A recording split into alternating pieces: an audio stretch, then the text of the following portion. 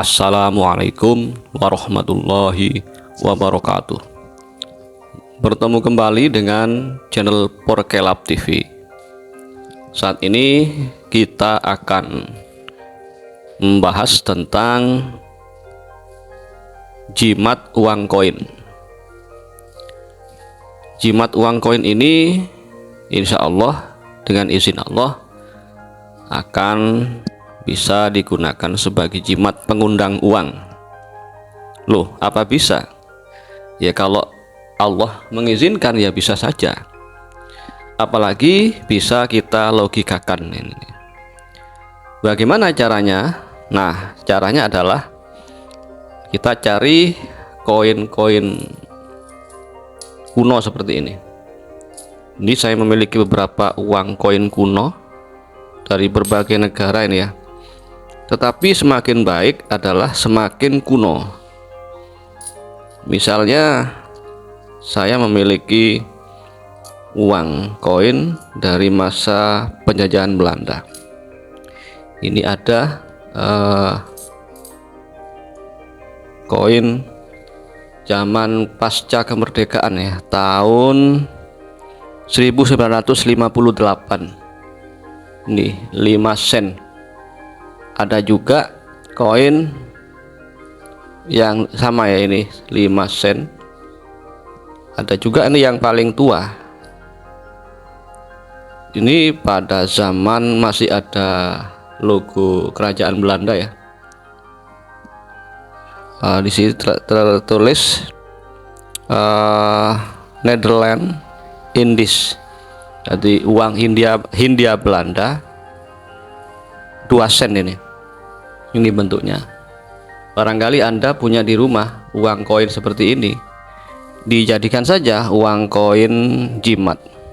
Ini tahun 1945.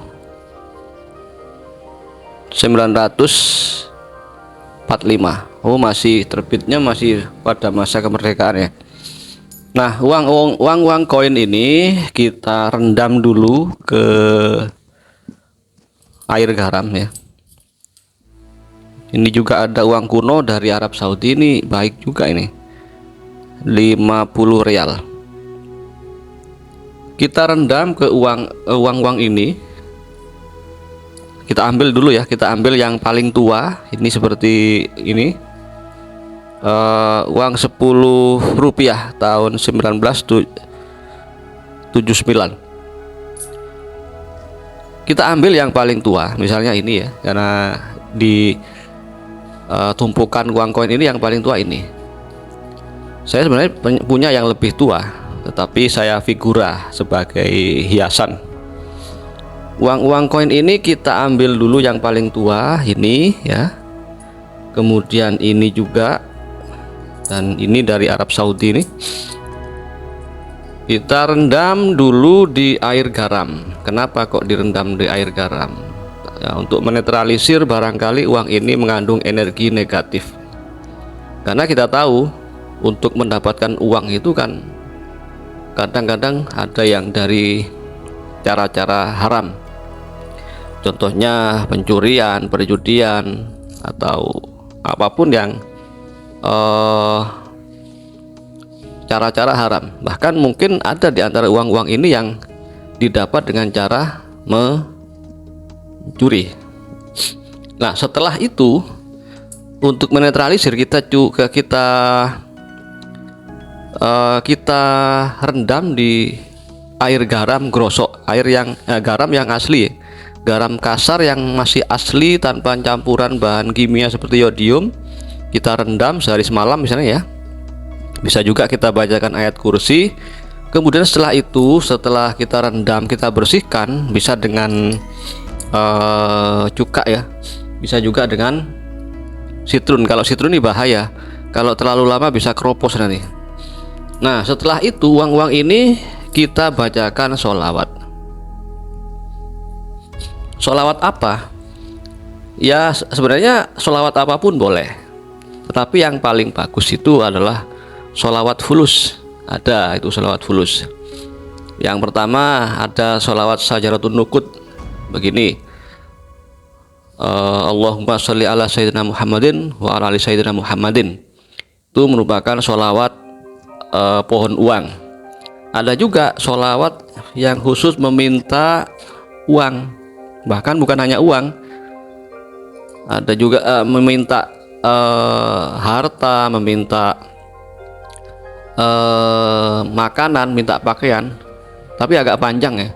Bunyinya begini: Allahumma sholli ala sayyidina Muhammadin sholatan taji'u bihal amwal wal fulus wa taji'u bihal mat'umu wal malbus wa alihi wasallam. Itu dibaca minimal 313 pada uang ini. Dan karena saya buat konten ini menjelang Maulid Nabi, bisa juga kita bawa Maulid ini, uang ini ke kenduri Maulid Nabi itu. Karena apabila peringatan Maulid Nabi itu dibacakan sholawat diba dan di sana khidmat, tidak ada misalnya rebutan balon, rebutan apa itu ya. Pokoknya yang ada penghormatan Nabi dengan khidmat, itu insya Allah Rasulullah akan hadir. Lah nanti kalau Rasulullah hadir, ini akan uang-uang ini akan terciprati barokah doa Nabi, bahkan juga bisa juga syafaat Nabi. Nah, inilah energi yang menjadi wasilah menjadi uang jimat ini. Ya, bisa juga Anda tidak percaya, silahkan. Yang percaya silahkan, tapi saya sangat percaya, karena Rasulullah merupakan makhluk yang sangat dicintai Allah. Maka banyak dalilnya yang mengatakan bahwa apabila Rasulullah rawuh atau datang, maka apapun yang ada di sana itu akan terciprati oleh Nur Muhammad, makanya akan menjadi energi positif.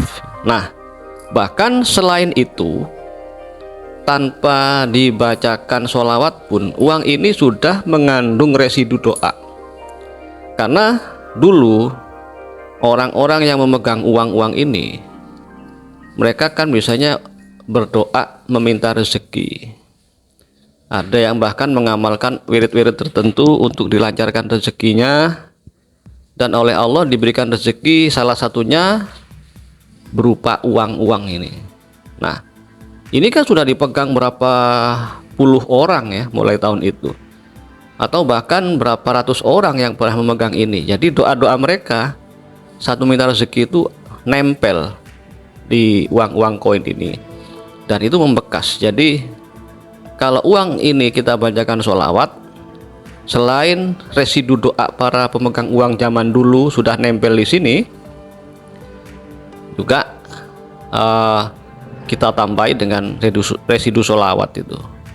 Makanya insya Allah secara logika uang-uang ini bisa menjadi uang jimat. Nah, setelah kita baca sholawat, kita taruh uang-uang ini di dompet. Caranya dengan menggabungkan begini ya, digabungkan begini, tapi kita letaknya bolak-balik ya. Kalau yang kepala dihadapkan dengan kepala, yang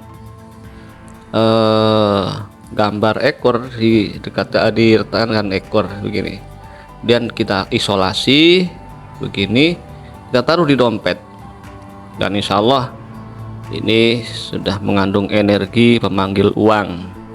Tentu saja dengan izin Allah. Kalau tanpa izin Allah tidak bisa.